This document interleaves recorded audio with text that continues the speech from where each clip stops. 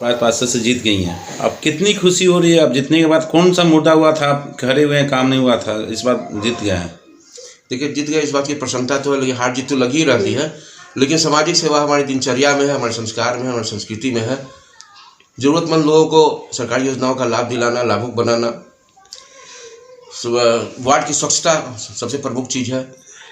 क्षेत्र में जल जमाव नहीं हो, इसका DPR बने। देखा जाता है रंजननगर में जल जमाव ज़्यादा होता है। रंजननगर में बिल्कुल बरसात के दिन में देखा था 1 घंटा में पानी भर जाता है। 2019 में बहुत बड़ा जल जमाव हुआ था। 10 दिन तक हम लोग संकट से गुजरे थे। जर्जर स्थिति हो गई थी, नारकीय स्थिति हो गई थी। हम लोग नहीं चाहेंगे दोबारा राजनगर के लोगों को इस प्रकार का भोगना पड़े। उसके लिए DPR बने, उस पर अमल हो, कार्य हो। यहाँ फ्री होल्ड होना भी एक बहुत बड़ी आवश्यकता है राजेंद्रनगर निवासियों के लिए। हम उसके लिए भी संघर्षरत रहेंगे, प्रयास करेंगे कि जो आवश्यकता, जो मूलभूत आवश्यकता पूरी हो। हमारे स्लम बस्ती के लोग को राशन कार्ड उपलब्ध अभी तक नहीं है। जो जरूरतमंद लोग हैं उनका उपलब्ध नहीं अभी तक है। बहुत किन्हीं इंदिरा आवास भी नहीं मिला था। शहरी क्षेत्रों में प्रधानमंत्री जो आवास योजना का प्रावधान है, लोगों ने रजिस्ट्रेशन करवाया था, लेकिन वो उपलब्ध नहीं हो पाया। हम उसके लिए तत्पर रहेंगे कि उन्हें उपलब्ध हो। आयुष्मान भारत के लिए तत्पर रहेंगे। सरकार की तरफ से पार्षद को बहुत आता है पैसा, किसी को मालूम नहीं है कौन कौन सा काम है। आप पढ़े लिखे हैं, आपको मालूम है कौन कौन सा काम होता है। जी, ये बहुत बड़ी जिम्मेवारी है। और ये माइक्रो लेवल पर ज़रूरतमंद लोगों को प्रधानमंत्री आवास योजना दिलाना, आयुष्मान कार्ड के तहत उनका स्वास्थ्य लाभ दिलाना, ये इतनी बड़ी जिम्मेवारी है कि क्षेत्र के माइक्रो लेवल में, स्लम बस्तियों में सबको लाभ दिलाना, घूम कर उनको वहाँ तक पहुँचाना योजना तक, ये बहुत बड़ी जिम्मेवारी है। हम कोशिश करेंगे सबको उसका लाभ मिले। पहले मेयर का चुनाव होता था, पार्षद करते थे। अब जनता चुन के भी कितनी आपको खुशी, मान लीजिए डायरेक्ट पार्षद, अब डायरेक्ट मेयर से, जनता मेयर से मिले, आप लोग से कोई नहीं मिले। देखिए, लोकतंत्र ये हुआ, ये सीधा लोकतंत्र हुआ।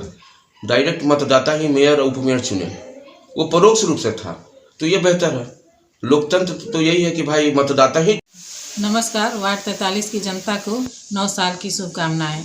सौंपी है जिम्मेवारी, मैं उस पर खड़ी उतरूंगी। क्या मुद्दा था आप खड़ी हुई थी?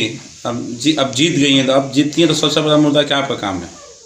क्या है कि जो सरकार का जो पॉलिसी है जनता के प्रति, जैसे कि उसको सभी के पास पहुंचाना, जैसे कि सबसे पहले तो है रोड की सफाई, कचरा का हटाना, फॉगिंग करना, और सड़क बहुत सारा टूटे फूटे हैं उसे रिपेयरिंग करना। और जो पॉलिसी है जैसे कि राशन कार्ड हुआ, सबसे प्राइमरी है राशन कार्ड, जो अब तक किसी के पास पहुंचा नहीं है, बहुत कम परसेंटेज लोग के पास पहुंचा है।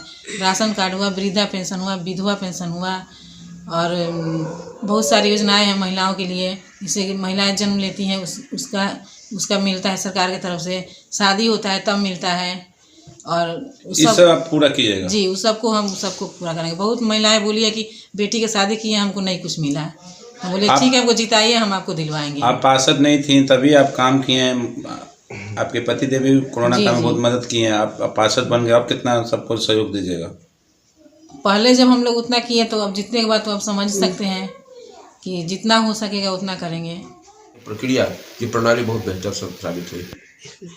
आपकी यहाँ पर जो बाजार सब्जी मंडी है, महिला जाती हैं, वहाँ शौचालय नहीं है, तो आप शौचालय नहीं, आप जीत गए हैं, तो इसके लिए क्या काम कीजिएगा?